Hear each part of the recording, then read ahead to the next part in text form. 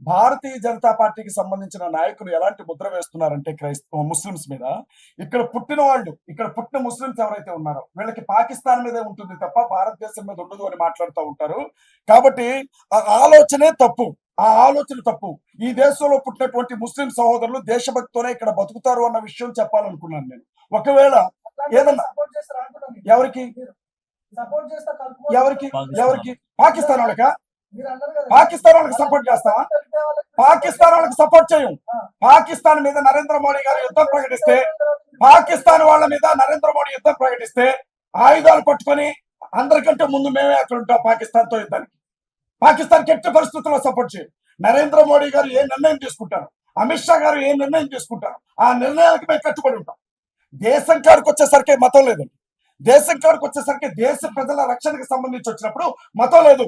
పాకిస్తాన్ వాడు ఒకవేళ అటువైపు నుంచి క్రైస్తవ వచ్చిన, పాకిస్తాన్ వైపు నుంచి ముస్లిం వచ్చిన, పాకిస్తాన్ వైపు నుంచి హిందూ వచ్చిన, మన దేశ భద్రతకి ఏదైనా ఆటంకవాలంటే సైనికులతో పాటుగా మీ అందరితో పాటుగా క్రైస్తవ కుర్రాళ్ళు కూడా ఆయుధాలు పట్టుకొని ఈ దేశ రక్షణ కోసం నిలబడతారు. అది చెప్పాలనుకున్నాను. చెప్పండి.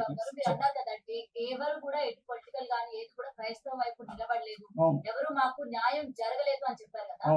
మరి ఇప్పటి వరకు కూడా ఏ వ్యక్తి చనిపోయినా, ఏ మతం వ్యక్తి చనిపోయినా కూడా 1-2 రోజులకే వదిలేశారు. కానీ పాస్టర్ ప్రవీణ్ చనిపోయినప్పుడు ఇది మత కలహాలు అవ్వకూడదు, అసలు నిజాలు ఏంటి అని చెప్పి దాదాపు 1 నెల రోజుల పాటు కృషి చేసి 400 పైగా సీసీటీవీ ఫుటేజ్ బయటికి రిలీజ్ చేసి ఇది జరిగింది యాక్సిడెంట్ అని చెప్పి కూడా అందరికి వాళ్ళు చూపించే ప్రయత్నం చేశారు. మరి ఇక్కడ నిజంగా మీ వైపు లేరంటారా గవర్నమెంట్? నేను క్వశ్చన్ చెప్తాను.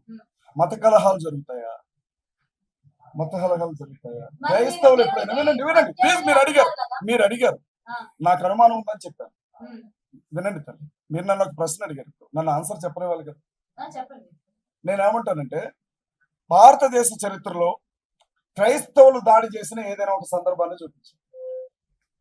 ఏదైనా 3-4 రోజుల్లోనే ఆగిపోతుంది అన్నారు కదా. 1 నెల రోజులుగా క్రైస్తవులు అడుగుతున్నారు, ఎక్కడైనా ఒక బస్సు మీద రాయబడ్డదా? ఏమనుంటే ఒక ఫుటేజ్ చూపించండి. ఏ పెట్రోల్ బంక్ అయినా నిప్పు పెట్టారా? చూపించండి. ఏ ఎమ్మెల్యేనైనా గెలవ చేశారో చూపించండి. ఎవరు? మేము చేయమండి అట్లాంటి పనులు. ఆ దిక్కుమాలిన పనులు చేసే సంస్కృతి క్రైస్తవులకు ఉండదు. ఫస్ట్ ఇంకొక విషయం కూడా చెప్తా ఉన్నా.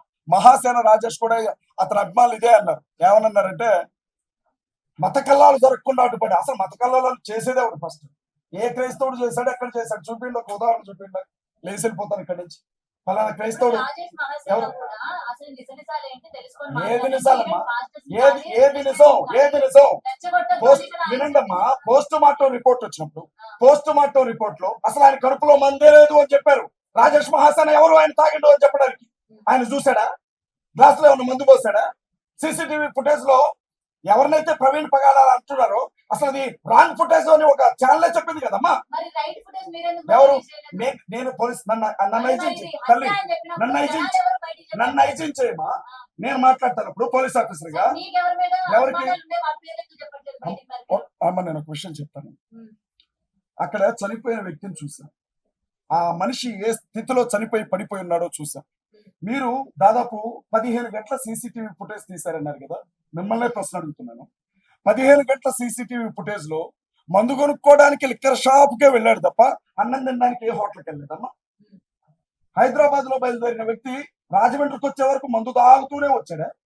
ఒక చోట క్వార్టర్ కొనుక్కొని తాగాడు, ఒక చోట ఏమంటారు బ్రాంతి కొనుక్కొని తాగాడు, ఇంకో చోట బీర్ కొనుక్కొని తాగాడు. ఎవడైనా తాగుబోతు సహోదరులు ఎవరైనా ఉంటే ఒక మాట చెప్పండి, అది సాధ్యమేనా? ఎవరైనా తాగితే ఒక బ్రాండ్ తాగుతారు, ఇన్ని బ్రాండ్లు దారి పొడుగునా తాగుకుంటూ వస్తారా? సరే తల్లి, ఒకవేళ ఇది కూడా వాస్తవమే అనుకుందాం. రామవరపాడు జంక్షన్ లో ఆ మనిషి 4 గంటలు అక్కడే ఉన్నాడు అని చెప్పారు కదా. 4 గంటల సమయంలో మనిషి పడిపోయి స్పృహ లేని స్థితిలో ఉంటే తలకుండే హెల్మెట్ తీరా, ముఖానికుండే మాస్క్ తీరా, ముఖం మీద కొన్ని నీళ్లు చల్లరా? అక్కడ ఉండే ఆ ఎస్ఐ సుబ్బారావు గారు ఏమైనా సాక్ష్యం ఇచ్చారు? ఆయన తాగలేదు అని చెప్పారు. ఎవరు? ఆయన తాగలేదు అని చెప్పారు కదా. అదెందుకు వినపట్లేదు మీకు? అసలు ఆయన తాగలేడు అని చెప్పారు కదా ఎస్ఐ సుబ్బారావు గారు. హైదరాబాద్ లో తాగడం మొదలు పెట్టిన మనిషి రామవరపాడు దాకా తాగొస్తా ఉంటే ట్రాఫిక్ ఎస్ఐకి అర్థం కదా ఆయన ఏమన్నా తాగాడా అని అడిగితే, మీ మీడియా సంస్థలు అడిగితే ఆయన తాగిలేడండి, ఆయన చాలా గౌరవప్రదంగా ఉన్నాడు అని చెప్పారు. మరి అదెందుకు సాక్ష్యంగా తీసుకోరు మీరు? ఇప్పుడు అమ్మా ఏ ఉన్నా ఏ అయ్యా ఏదో అంటావు, టెక్నాలజీ నాకు పెద్దగా తెలిసావు. ఏ అయ్యా మీరు ఇక్కడ కూర్చొని ఉన్నారు, బార్ షాప్ లో ఉన్నట్లుగా ఒక వీడియో చూపించరా? మీకు ఒక 5 నిమిషాలు టైం ఇస్తారా? అది పెద్ద విషయమా? ఇన్ని 15 గంటల జర్నీలో ఎక్కడైనా మాస్క్ తీసిన ఆ మనిషిని చూపిండి అని అడుగుతున్నాను. అరే ఉబ్బకి చచ్చిపోతారు కదమ్మా, ఉబ్బకే చచ్చిపోతారు కదా. ఈ 15 గంటల జర్నీలో ఎక్కడా మాస్క్ తీయలేదు, కానీ చచ్చిపోయిన చోట మాత్రం మాస్క్ జాగ్రత్తగా మంట పెట్టి పక్కన పెట్టాడు. బండి మీద ఉన్నటువంటి వ్యక్తి ముందు కింద పడితే బండి బాలకృష్ణ రేంజ్ లో లేచి మీద పడ్డదట. అబ్బా, చెప్పేవాడు షేక్స్పియర్ అయితే వినేవాడు ఎర్రి పుష్పం అని. బండి బాలకృష్ణ లెవెల్లో వేసి మీద పడ్డదట. కళ్ళజోడు ఆడ పగిలిపోద్దు, నేను చచ్చిపోయాను కానీ కళ్ళజోడు పగిలిపోద్దని ఇక్కడ ఉండే కళ్ళజోడు తీసి పక్కన పెట్టి చచ్చిపోయాం కదమ్మా. మేము నమ్మాలి, అందుకే నమ్ముతున్నాం కదా తల్లి. ఇప్పుడు నువ్వు కంప్లైంట్ ఇచ్చిన కేసు పెడతారు, మళ్ళీ ఇదొక చికాకు మాకు. నమ్మేస్తున్నాం, యాక్సిడెంటే అని నమ్మేస్తున్నాం, కానీ అనుమానాలు. మరి అదే కదా, నమ్మమని ఎవరో చెప్పనప్పుడు, నమ్మమని ఎవరో చెప్పనప్పుడు ఎవరమ్మా, ఎవరున్నారు మాకు, ఎవరున్నారు మాకు, ఎవరున్నారు మాకు, ఎవరున్నారు మాకు? మా తరపున ఏ రాజకీయ పార్టీ మాట్లాడింది? ఏ ఎమ్మెల్యే మాట్లాడాడు? మా తరపున ఏ పార్టీ అధికార ప్రతినిధి మాట్లాడాడు? మా తరపున ఎవరు మాట్లాడారు చెప్పండి? ఒక్క కేఏ పాల్ గారు మాట్లాడారు. ఆయన ఎలా చిత్రీకరించారో ప్రజలందరికీ తెలుసు. హర్ష కుమార్ గారు మాట్లాడితే ఆయన అరెస్ట్ చేసి బయటికి తీసుకుపోయి ఇంటికి గుడ్డలను జింపి తీసుకొచ్చారు. నిజమేనా కాదు? ఆ కొద్దో గొప్ప అనుమానం ఉంది అని మాట్లాడుతుంటే నాకు చేసిన సన్మానం కూడా చూశారు. ఇంకేం కావాలి? భయం సార్, అందుకే ఇక్కడికి వచ్చి ప్రెస్ మీట్ పెట్టాను. నాకు చాలా భయం, నాకు 24 గంటల భయం కేసులంటే, అందుకే ఇక్కడికి వచ్చి ప్రెస్ మీట్ పెట్టాను.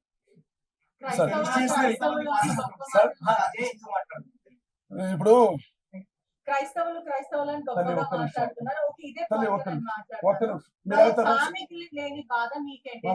నాకు బాధ.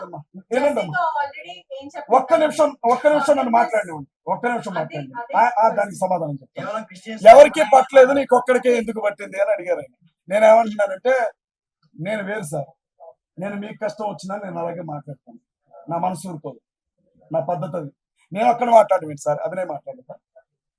ఇంకా అభినయ్ అరెస్ట్ చేయాలి, కేసు పెట్టారు, ఫ్రీగా వదిలిపెట్టలే. ఆయనకు కూడా కావాల్సిన ఇచ్చారు. ఆయనకి రాజానగరంలో వచ్చినాయి ఆ నోటీసులు. ఆయన అరెస్ట్ చేస్తారు. వీకేఆర్ మీద కేసు పెట్టారు, హర్ష్ కుమార్ గారి మీద కేసు పెట్టారు, కేఏ పాల్ గారి మీద కేసు పెట్టారు. ఎందుకు పెట్టలేదు సార్? నేను ఒక్కడైనా కోన్కిస్కా గొట్టంగా నేనేమన్నా సార్ ఒక్కడనే అంటారు మీరు? ఎంతో మంది, కొన్ని లక్షల మంది క్రైస్తవులు కొట్లాడుతున్నారు ఇవాళ కూడా.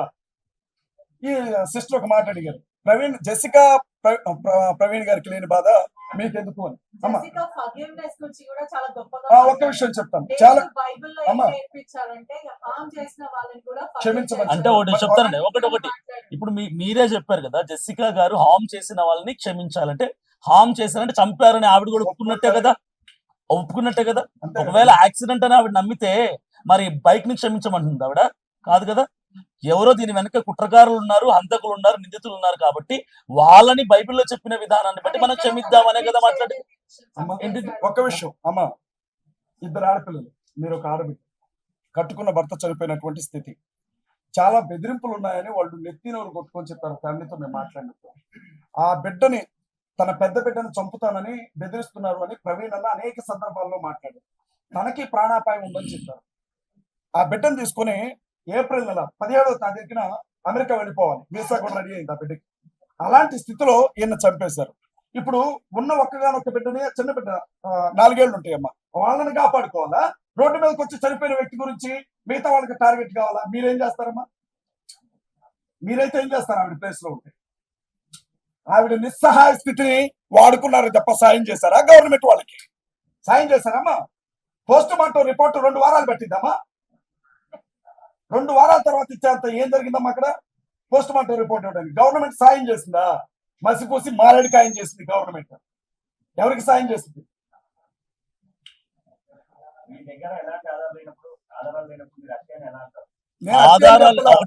మేము అనుమానాలు ఉన్నాయని చెప్తున్నాం. అనుమానించొద్దా? ఎవరికి? నేను చెప్తాను వినండి. యాక్సిడెంట్ లో మనిషి చనిపోయిన చోట యాక్సిడెంట్ అని అంటున్నారు కదా, ఆ మనిషి చనిపోయిన చోట ఆయన మీద బండి అలాగే పడుకోబెట్టారు. ఒక యాక్సిడెంట్ అట్లా జరగడం మేము ఎప్పుడు చూడాలి, అది మా అనుమానం అండి. మీకు రాలేదా?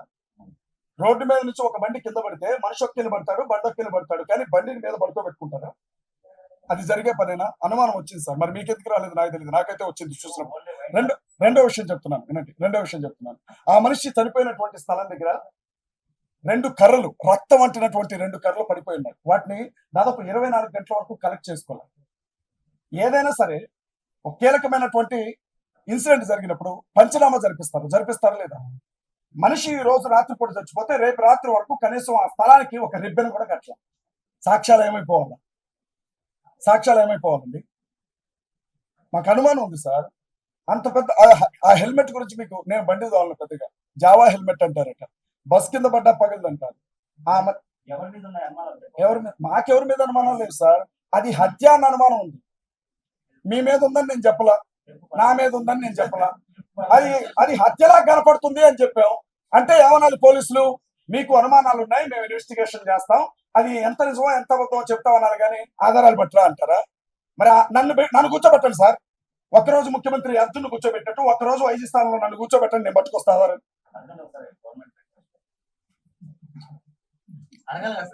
రిక్వెస్ట్ చేసిన సార్ నన్ను కూర్చోబెట్టండి సార్. ఒక 24 గంటల పాటు నన్ను ఐజీ స్థానంలో కూర్చోబెట్టండి దయచేసి. పోలీస్ డిపార్ట్మెంట్ కొంత నాకు సహకరించమని చెప్పండి, నేను పట్టుకొస్తాను ఆధారాలు ఏమన్నా ఉంటే. లేకపోతే అనవసరంగా అనుమానించాలని క్షమాపణ అని చెప్తా కదా. పోలీస్ స్టేషన్ లోకి నన్ను తీసుకుని వెళ్తే కనీసం ఇంట్లో ఉన్న ఆడికి వస్తే కలవడానికి కూడా లోపలికి రాని గేట్ వేశారు. మామూలు పర్సన్ గా నాకు ఆధారాలు ఇస్తారమ్మా? సార్, క్రిస్టియన్ సమాజం మొత్తం కూడా జగన్మోహన్ రెడ్డికి ఓటు వేయదన్నారు.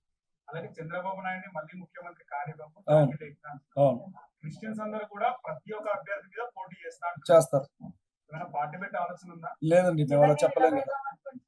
ఏమండి అమ్మా, నియోజకవర్గానికి ఒకరు నిలబడతారు, మీకు ఇంట్రెస్ట్ ఉంటే చెప్పండి, మీరు కూడా నిలబడతారు కదా. నెక్స్ట్ సీఎం మీరే అవుతారా? ఎవరు? అవును, మీరు చూసారు కదా అసలు ప్రధానమంత్రిని టార్గెట్ చేస్తున్నారు కాదండి. నేను ఇప్పుడే ఉన్నాను పొలిటికల్ లో, ప్రత్యేకంగా పాలిటిక్స్ లోకి వచ్చాను. కాంగ్రెస్ పార్టీ స్టేట్ కోఆర్డినేటర్ గా ఉన్నాను, ప్రచార కమిటీ 3 ఏళ్లుగా ఉంటున్నాను. ఏమండి, పహల్గామ్ అటాక్ గురించి నేను స్పష్టంగా ఒక ప్రశ్న అడుగుతాను. నా వీడియో మీరు చూడలేదా? సార్ ఒక్క విషయం చెప్తాను, ఒక్క విషయం ఏమండి నన్ను వినండి సార్, చెప్పలేరా సార్? నేను ఒకటి అడుగుతా ఉన్నా, మీకే దేశభక్తి ఉన్నట్టు మిగిలిన వాళ్ళందరూ కూడా దేశద్రోహులైనట్టు కొంచెం మాట్లాడకండి. ఒక విషయం చెప్పనండి, ఇప్పుడు 26 మందిని చంపేశారు కదా 4 ఉగ్రవాదులు వచ్చారు కదా, వచ్చారా లేదా? ఆ 4 అసలు భారతదేశంలోనికి రానిచ్చింది ఎవడు సార్? ఎట్టొచ్చారు వాళ్ళు భారతదేశంలోనికి? ఎవరు తీసుకొచ్చారో వాళ్ళకి సపోర్ట్ చేస్తుంది ఎవరు? భద్రతా వ్యవస్థ ఏం చేస్తుంది సార్? నిఘా వ్యవస్థ ఏం చేస్తుంది? కేంద్ర హోంమంత్రి ఏం చేస్తున్నారు? నన్ను అడుగుతారండి సార్, వాళ్ళు అడగండి. పెహల్గాం మీదకి వెళ్దామా? అక్కడ జరిగినటువంటి ఆ పరిస్థితిని బట్టి పాకిస్తాన్ మీద యుద్ధం అంటున్నారు. నలుగురిని ఎక్కడో కొండల్లో కూర్చొని ఉన్నారని తెల్లారే పట్టుకొచ్చారా లేదా?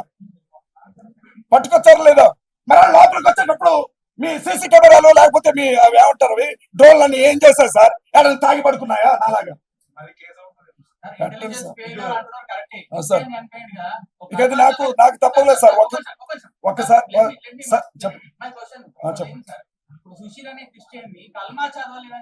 చంపేశారు సార్. ఉగ్రవాదానికి మతం ఏంటి సార్ అంటున్నా. మీకు విషయం చెప్తాను నేను, వినండి సార్. వాడు మూర్ఖుడు. మతం పేరు చెప్పి చంపిన వాడు ఉన్నది. ఎవడైతే మతం పేరుతో ఎదుటి మతాల వాళ్ళని చంపుతున్నాడో వాడు క్రైస్తవుడైనా ఉన్నది, వాడు హిందువైనా ఉన్నది, వాడు ముస్లిం అయినా ఉన్నది. మీరు ఉగ్రవాదాన్ని ఒక మతానికి ఎలా అంటగడతారు?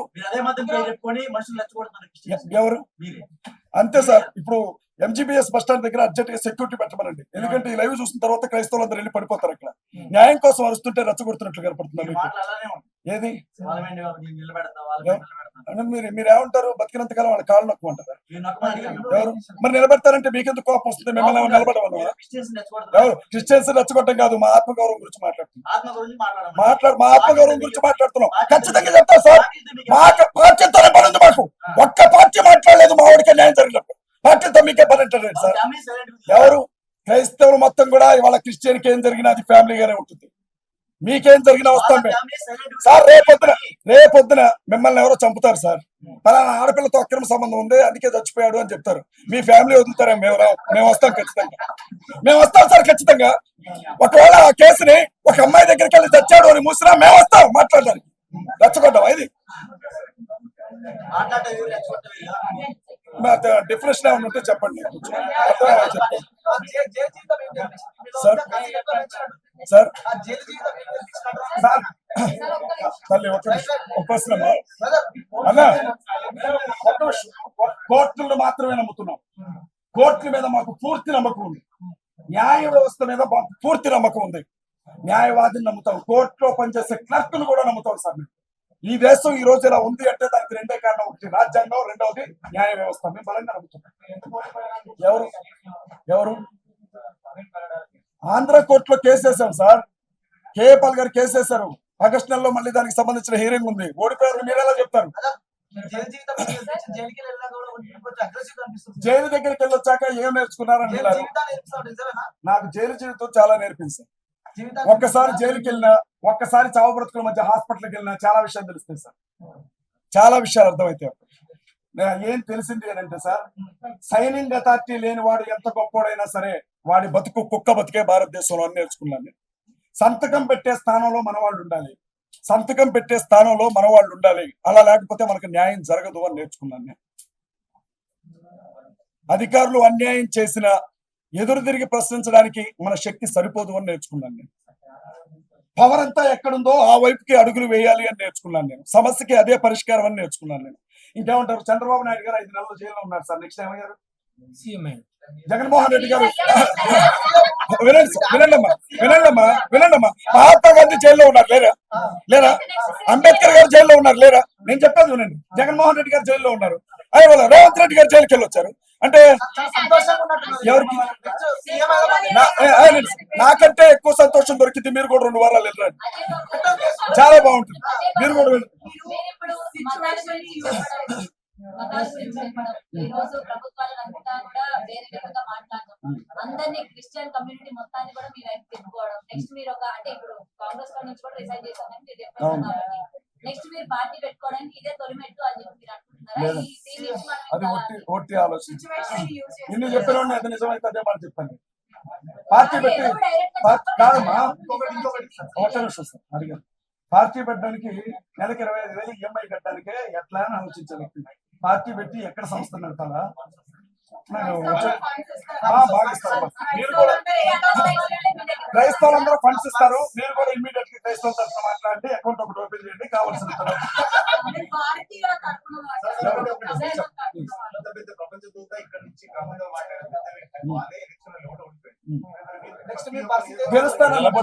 చెప్పారు అసలు. ఒక్క నిమిషం. ఇప్పుడు ఓడిపోతే మీకు ఒక విషయం తెలుసో తెలియదు నేను చెప్తున్నాను. గెలిచిన వాడిని ఎంపీ అంటారు, ఓడిపోతే కంటెస్టెడ్ ఎంపీ అంటారు. ఏమన్నా తేడా ఉంది? కంటెస్టెంట్ ఆడేది ఎవరికి?